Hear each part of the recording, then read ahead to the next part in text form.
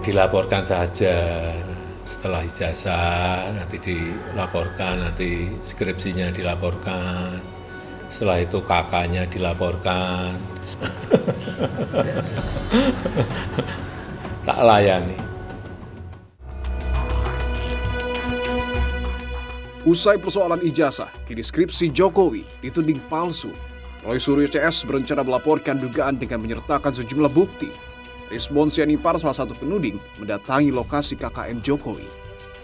Skripsi tersebut itu adalah entry point untuk membongkar semuanya. Itulah entry point kita nanti untuk dimasukkan menurut tim itu baik ke Bareskrim, laporkan kembali, maupun ke Pengadilan Perdata. Sebelumnya Jokowi melaporkan Roy Suryo, Rismond Sianipar, serta 3 orang lainnya ke Polda Metro Jaya atas dugaan pencemaran nama baik. Kuasa hukum Jokowi menduga adanya upaya kriminalisasi. Permasalahannya sekarang, mereka mengatakan bahwa kok dihentikan, Pak? Ini tidak boleh dihentikan di penyelidikan, harusnya dilanjuti ke tingkat penyidikan. Inilah yang menurut kami adalah upaya-upaya kriminalisasi terhadap Pak Jokowi.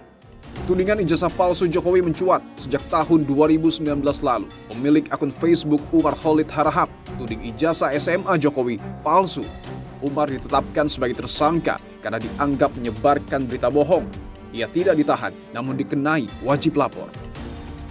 Di tahun 2022, seorang penulis buku Jokowi Undercover, Bambang Trimulyono dan Sugi Nur Raharja menyebarkan informasi ijazah palsu Jokowi di kanal YouTube. Kasus berlanjut ke meja hijau. Pengadilan Negeri Solo memvonis keduanya hukuman 6 tahun penjara. Sementara itu pada Desember 2024, Egy Sujana beserta tim pembela ulama dan aktivis atau TPUA melaporkan dugaan ijazah palsu Jokowi ke Bareskrim Polri. Pada April 2025 lalu, TPUA laporkan kembali kasus dugaan ijazah palsu Jokowi. Atas laporan tersebut, pada Mei 2025, Bareskrim Mabes Polri melakukan uji forensik terhadap ijazah Jokowi dan menyatakan ijazah tersebut asli. Polisi menghentikan laporan Egy dan kawan-kawan karena dianggap tak memiliki kekuatan hukum tetap.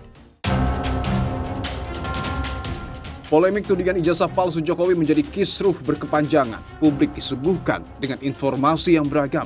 Mampukah negara membereskan kegaduhan?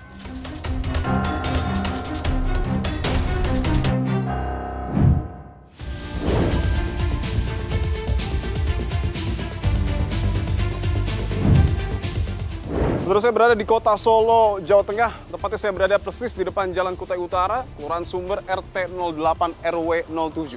Di dalam sana, saudara, adalah rumah mantan orang nomor 1 di Republik Indonesia. Saya akan coba bertamu dan juga bertemu, saudara, dengan Presiden ke-7 Republik Indonesia, Joko Widodo. Saya akan menanyakan tanggapannya terkait dengan genderang perang baru, tudingan ijazah dan skripsi palsu yang dilayangkan oleh Roy Suryo CS. Ikuti saya, saudara. Saudara, itu adalah rumah dari Presiden ke-7 Republik Indonesia, Joko Widodo. Secara kasat mata, terlihat tidak ada penjagaan khusus. Begitupun halnya dengan tamu-tamu yang biasanya suka datang ke rumah dari Joko Widodo. Saya akan coba mengetok pintu dan juga menanyakan apakah saya bisa bertemu dengan Joko Widodo atau tidak, saudara.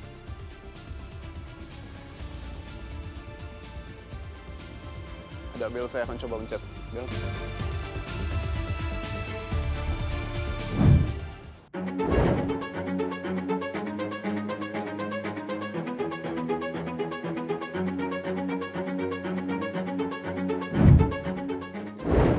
Terus saya mendapatkan informasi bahwa Presiden ke-7 Joko Widodo sedang tidak berada di rumah, tapi tadi saya juga sempat melihat bahwa anak bungsu dari Jokowi, Kaisang Pangarep, datang ke rumah dari Joko Widodo. Tapi saya akan tetap tanyakan kepada pihak dari Joko Widodo terkait dengan tudingan ijazah dan juga skripsi palsu melalui tim Dipo Investigasi Tata Nova Siliana yang mewawancari kuasa hukum dari Joko Widodo.